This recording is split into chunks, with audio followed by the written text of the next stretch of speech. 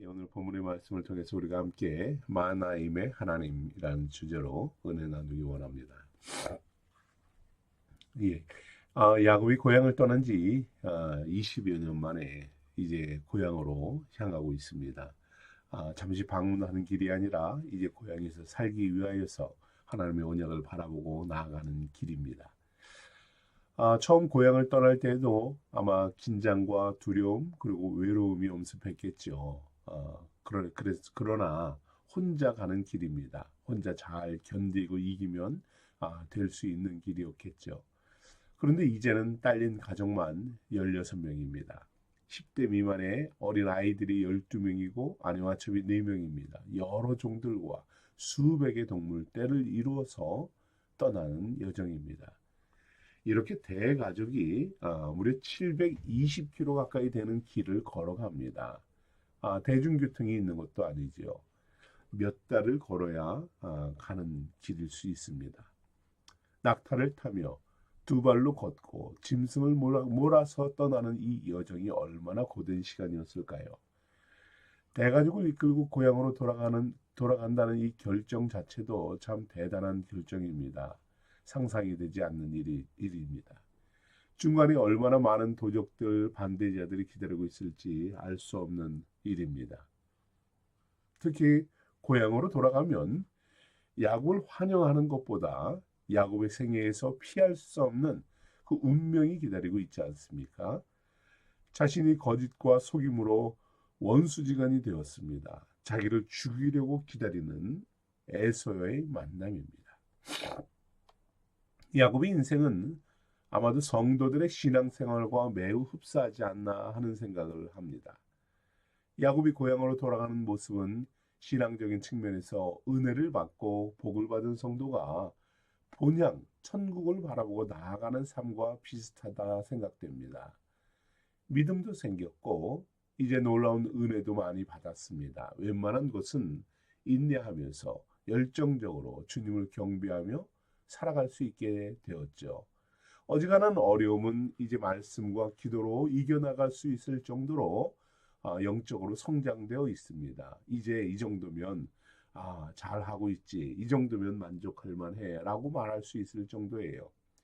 육체의 욕망과 죄를 버리고 많은 고비를 넘기며 신앙을 지켜왔습니다. 하지만 천국 본향을 향해 나아가는 이 믿음의 여정은 그렇게 수월하지만은 않습니다. 간단한 문제가 아니죠. 이제는 나 홀로 믿음을 지키며 나아가는 길이 아니에요. 가정과 자녀들, 아내와 남편, 온 가족이 믿음으로 살아야 되고 또 믿음으로 이끌어 나가야 합니다. 심지어 주변 사람들을 사랑하며 교회에서는 열심히 봉사하고 충성하며 본이 되며 나아갑니다. 믿음의 열매를 맺으며 이제는 덕이 되기 위해서 예배, 기도, 봉사 이런 것에도 애쓰고 힘쓰며 나아갑니다. 신앙생활을 하면 할수록 끊임없이 반복되는 그러나 이런 문제, 시험, 고난, 갈등들이 찾아오지요. 어느 정도 견디게 됩니다. 이겨나갑니다. 그러나 수월하지 않습니다. 여러분 얼마나 고되고 힘겨운 여정입니까? 믿음으로 살려고 애쓰면 애쓸수록 시험과 고난과 수고가 더 많이 쌓여가는 것 같아요. 그런데 감사하게도 신앙의 연수가 늘고 열정을 갖고 믿음 생활을 하다 보면 작고 사소한 이런 시험과 고난들은 견딜만 합니다. 웬만한 사단의 공격은 말씀과 기도로 버티는 맷집도 이제 늘었지요. 그렇습니다. 우리와 함께 하시는 하나님을 바라보며 사소한 삶의 문제들을 기도로 승리해 나가는 것입니다. 얼마나 감사한 일인지 몰라요. 이런 생활 속에서 신앙생활 속에서 믿음을 지키며 말씀과 기도로 인내하며 나아가는 여러분을 축복합니다. 묵묵히 열정을 다하며 힘쓰는 여러분에게 하나님의 더 큰 은혜가 있기를 기도합니다. 주님께서 믿음으로 정진하는 여러분에게 끊임없이 인도하시고 은혜 주시고 기도할 때 응답 주시고 넘치는 소망과 비전 주시기를 소망합니다. 고된 삶 속에서도 믿음을 지켜 나아가는 여러분에게 주님의 풍성한 은혜가 넘치는 은혜가 한이 없기를 중보합니다. 그런데 정말로 큰 문제에 부딪힐 때가 있죠. 간혹 정말로 견디기 어려운 고난과 심지어 생명의 위기가 올 때가 있습니다. 야곱이 에서를 만나게 되는 이런 운명 같은 일들이죠. 지나칠 수 없는, 정말 극복해야만 하는 정말 큰 위기입니다. 우리의 믿음으로는 극복하기 어려운 엄청난 태산 같은 위기예요. 암초를 만나게 될 때가 있습니다. 꼼짝달싹하지 못하고 거기에 가로막혀서 붙잡혀서 정말 죽어갈 것만 같은 신앙의 절대적인 위기가 올 때가 있습니다. 오늘 야곱은 이 고통의 크기를 감히 가늠할 수 없어서 세일 땅에 있는 에서에게 종을 먼저 보냅니다. 몰래 숨어서 들어가는 게 아니라 먼저 어려움을 닥치고 보자. 이것을 해결하지 않고는 견딜 수 없기 때문에 세일에 에서에게 종을 보냅니다. 에서에게 종을 보내어서 자신의 형편들을 다 이야기하지요. 내가 이렇게 지냈습니다. 이야기합니다. 그리고 자신에게 소와 나귀와 양떼 노비가 있으니 원하는 것을 드리겠습니다. 라고 전합니다. 여기서 여러분 형 에서를 나의 주인이라고 고백을 해요. 굉장히 겸손한 자세입니다. 자신을 종이라고 부릅니다. 여기서 야곱의 나이가 무려 100세가 가까이 되었어요. 그리고 많은 가족들과 종들을 이끌고 고향으로 귀향하는 야곱입니다. 그런데 에서 앞에 종의 자세로 나아갑니다. 에서의 불같은 성격을 건드리지 않기 위해서 애를 쓰는 모습이에요. 여기서 더 나아가 야곱은 이렇게 고백합니다. 당신에게 은혜 있기를 원합니다. 라고 청원하라고 합니다. 이전의 모든 앙금들이 용서되고 화해되어서 나를 동생이 아닌 종과 같이 받아주십시오라는 요청이죠. 극존칭을 사용하면서 겸손히 낮은 자세로 에서에게 최상의 메시지를 전달하는 것입니다. 문제가 해결되기만을 기다리죠. 이 큰 문제 앞에서 어떻게 이길 수 있을까라는 이런 고민이 담겨 있는 고백입니다. 그런데 앞서 보낸 종들이 돌아와서 전하는 소식이 있습니다. 무엇입니까? 6절에 보면 사자들이 야곱에게 돌아와 이르되 우리가 주의 형 에서에게 이른즉 그가 400명을 거느리고 주인을 만나러 오더이다 합니다. 신앙적인 지혜와 열정들, 그리고 순수한 헌신, 겸손한 마음으로 야곱에게 나름대로 문제 해결을 위해서 신앙적으로 대처했지만 어느 것도 해결되지가 않습니다. 여러분, 우리도 그럴 때 있지 않습니까? 문제가 생길 때에 믿음의 방법으로 구하고 기도하면서 대책을 세우고 나아가지만 오히려 문제가 더 커질 때가 있습니다. 모든 것이 헛수고이고 해결되지 않고 오히려 더 크게 고통으로 다가올 때가 있죠. 400명이 함께한다? 이 적은 문제가 아닙니다. 문제는 오히려 더 커졌습니다. 당시 400명이라는 수는 상당히 많은 수죠. 동생을 맞이하는 사람의 태도라고 말할 수 없습니다. 마치 전쟁을 하러 가는 무리들과 같습니다. 아니면 도적대와 같이 물건을 빼앗으러 오는 사람들의 모습입니다. 에서가 어떤 목적으로 400명을 데리고 나왔는지는 몰라요. 그러나 동생을 환영하는 무리는 분명 아닙니다. 에서에게는 400명을 이끌고 나와서 동생에게 아마도 자신을 과시하고 자신이 이렇게 능력이 많고 힘이 세다라는 것을 보여주기 위한 것은 아닐까 싶습니다. 항상 야곱에게 뒤처지는 삶을 살아온 에서가 야곱에게 이것은 내가 법이다. 내가 지배자다. 나를 따르라라는 이런 모습이 아닐까요? 여차하면 동생의 모든 소유를 빼앗고 생명도 빼앗아 버리겠다는 심산일 수도 있습니다. 에서의 무리들에 대한 소식을 듣고 야곱은 어떻습니까? 심히 두려워하고 답답하여서 공포에 몰립니다. 이제 올 것이 왔구나라는 그런 마음입니다. 완전히 정신을 잃고 공황 상태에 빠져버립니다. 두려움과 공포에 어쩔 줄 모르는 상황이에요.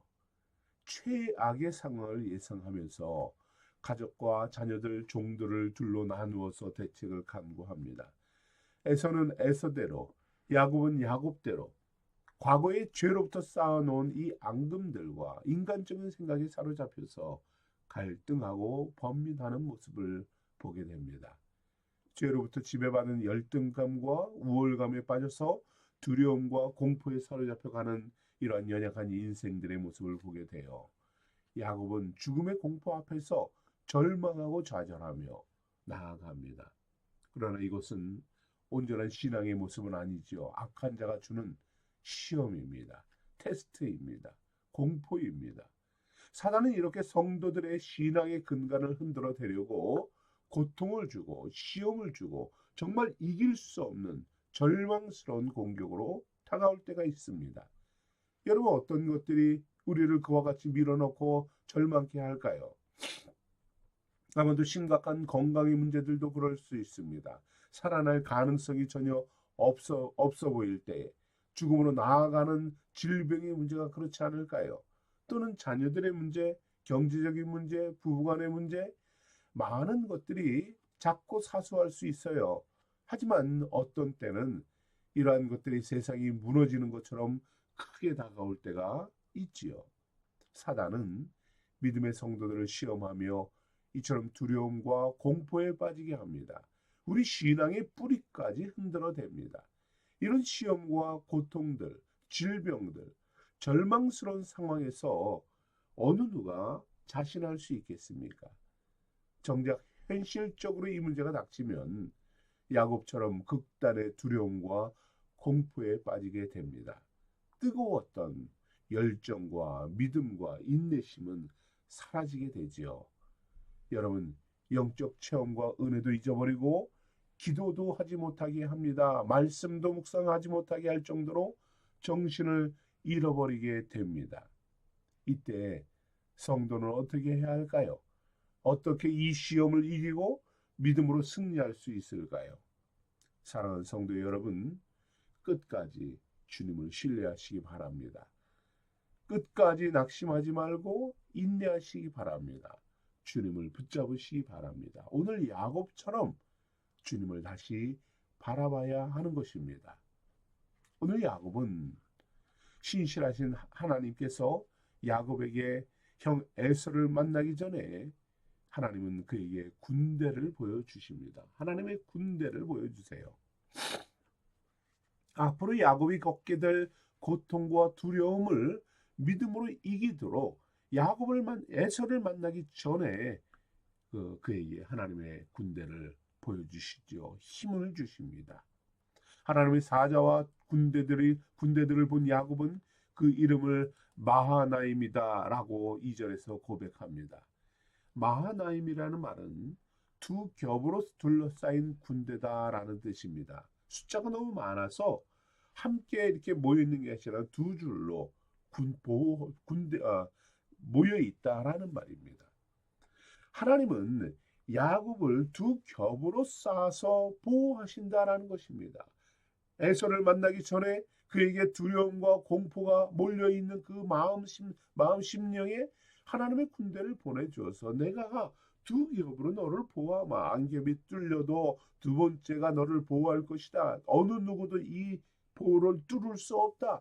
하나님이 그에게 하나님의 천사들을 보내주어서 이러한 보호와 격려를 하시는 것이지요. 그에게 위로하시며 힘이 되어주십니다. 너를 지켜주겠다. 어디에게 말씀대로 이루게 하겠다라는 말씀입니다. 마하나임의 하나님께서 여러분을 보호하심을 믿으시기 바랍니다. 마하나임의 하나님께서 절망과 낙심 중에 빠질지라도 그 속에서 여러분을 건져주시는 하나님이심을 믿으시기 바랍니다.